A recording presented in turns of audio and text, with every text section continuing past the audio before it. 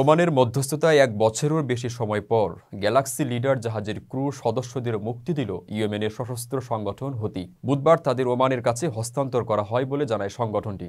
জাহাজ কর্তৃপক্ষের তথ্য অনুযায়ী লোহিত সাগর উপকূল থেকে ছিনতাই হওয়ার সময় জাহাজটিতে 25 জন ক্রু ছিল, যারা বুলগেরিয়া, ইউক্রেন, ফিলিপাইন, মেক্সিকো ও রোমানিয়ার নাগরিক। ওমানের এমন মানবিক কাজের ভূয়সী প্রশংসা করেছেন জাতিসংঘ মহাসচিবের ইয়েমেন বিষয়ক বিশেষ দূত হ্যান্স গ্রুনবার্গ সহ বিশ্বের বিভিন্ন দেশের রাষ্ট্রনেতারা।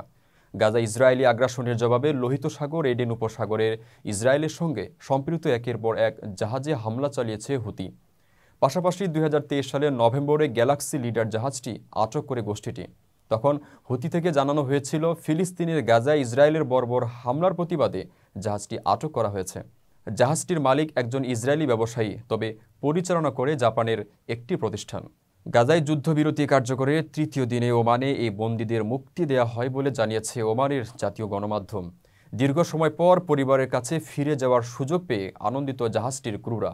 ইন্টারন্যাশনাল মেরিটাইম অর্গানাইজেশন জানায়, জাহাজটির ক্রুদের মুক্তি সবার মধ্যে স্বস্তি এনে দিয়েছে। ইসরায়েলি হামলার শিকার গাজাবাসী সঙ্গে সংহতি প্রকাশের উদ্দেশ্যে 2023 সালের নভেম্বর থেকে লোহিত সাগরের শতাধিক জাহাজে হামলা চালিয়েছে হুতি বিদ্রোহীরা। তাদের দাবি ছিল, গাজায় যুদ্ধ বন্ধ না হওয়া পর্যন্ত এ হামলা অব্যাহত রাখবে তারা। উদ্দেশ্য ইসরায়েল এবং তার মিত্র দেশগুলোর বাণিজ্য বিপত্তি সৃষ্টি করা। গত 1 বছরের বেশি সময় ধরে লোহিত সাগরে হুতিদের চালানো হামলায় বেশ কিছু দেশ বাণিজ্য ক্ষয়ক্ষতির মুখে পড়েছে।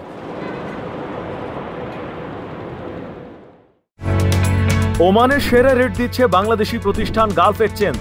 প্রিয়জনকে টাকা পাঠাতে আজই আসুন আমাদের যে কোনো ব্রাঞ্চে অথবা কল করুন স্ক্রিনে দেয়া নাম্বারে। গালফ এক্সচেঞ্জ, বাংলাদেশিদের প্রিয় এক্সচেঞ্জ।